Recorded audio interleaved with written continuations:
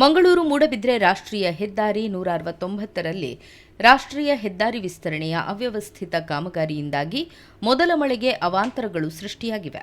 ಅವ್ಯವಸ್ಥಿತ ಮತ್ತು ಅಪೂರ್ಣ ಕಾಮಗಾರಿಯ ಫಲವಾಗಿ ಗುರುಪುರ ಕೈಕಂಬ ಜಂಕ್ಷನ್ನಲ್ಲಿ ಮೊದಲ ಮಳೆಗೆ ಕೃತಕ ನೆರೆ ಸೃಷ್ಟಿಯಾಗಿದೆ. ಇಲ್ಲಿನ ಸರ್ವಿಸ್ ರೋಡ್ ಅಕ್ಷರಶಃ ಕಿರುಹೊಳೆಯಂತಾಗಿದ್ದು, ಸಾರ್ವಜನಿಕರು ಅತ್ತಿಂದಿತ್ತ ಹೋಗಲು ಮಳೆ ಕಡಿಮೆಯಾಗುವವರೆಗೆ ಕಾಯುವಂತಾಗಿದೆ. ಎಲ್ಲಿ ನೋಡಿದಲ್ಲಿ ಕೆಸರು ನೀರು ಆವೃತವಾಗಿದೆ. ಘನ ವಾಹನಗಳ ಓಡಾಟಕ್ಕೆ ರಸ್ತೆಯೇ ಕಂಬಳದ ಕೆರೆಯಂತಾಗಿದೆ.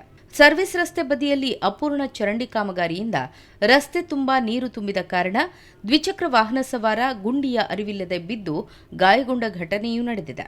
ಎಡಪದವು ವಿವೇಕಾನಂದ ಕಾಲೇಜು ಬಳಿ ಅಂಗಡಿಗಳಿಗೆ ನೀರು ನುಗ್ಗಿದೆ. ಇಲ್ಲಿ ಮಳೆ ನೀರು ಹರಿದು ಹೋಗಲು ಸರಿಯಾದ ಚರಂಡಿ ವ್ಯವಸ್ಥೆ ಇಲ್ಲದೆ ಈ ಅವಾಂತರ ಸೃಷ್ಟಿಯಾಗಿದೆ. ಇಲ್ಲಿ ನಡೆದಿರುವ ಅವೈಜ್ಞಾನಿಕ ಕಾಮಗಾರಿಯಿಂದ ಕೃತಕ ನೆರೆ ಉಂಟಾಗಿದೆ. ಮಳೆಗಾಲಕ್ಕೆ ಮುಂಚೆಯೇ ಹೆದ್ದಾರಿ ಪಕ್ಕ ಚರಂಡಿ ನಿರ್ಮಿಸುತ್ತಿದ್ರೆ ಇಂತಹ ಎಡವಟ್ಟಾಗುತ್ತಿರಲಿಲ್ಲ.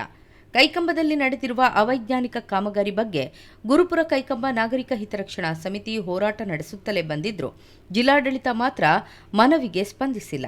ಮಳೆ ನೀರು ಸರಾಗವಾಗಿ ಹರಿಯಲು ಚರಂಡಿಯನ್ನ ನಿರ್ಮಿಸಿಲ್ಲ. ಇಲ್ಲಿ ನಡೆದಿರುವ ಅವೈಜ್ಞಾನಿಕ ಕಾಮಗಾರಿ ಬಗ್ಗೆ ಜಿಲ್ಲಾಡಳಿತಕ್ಕೆ ದೂರು ನೀಡಿದ್ದೇವೆ, ಪ್ರಯೋಜನವಾಗಿಲ್ಲ. ಹೋರಾಟದ ಫಲವಾಗಿ ಇಲ್ಲೊಂದು ಅಂಡರ್ ಪಾಸ್ ನಿರ್ಮಿಸಲಾಗ್ತಾ ಇದೆ. ಮಳೆ ನೀರು ಅಂಗಡಿಗಳಿಗೆ ನುಗ್ಗಿದೆ. ಕೆಲವರಿಗೆ ಅಪಾರ ನಷ್ಟ ಉಂಟಾಗಿದೆ. ಸದ್ಯ ಕೈಕಂಬಕ್ಕೆ ಜಿಲ್ಲಾಧಿಕಾರಿಗಳು ಭೇಟಿ ನೀಡಿ ಪರಿಸ್ಥಿತಿಯನ್ನು ಅವಲೋಕಿಸಬೇಕು ಎನ್ನುತ್ತಾರೆ ಇಲ್ಲಿನ ನಿವಾಸಿಗಳು.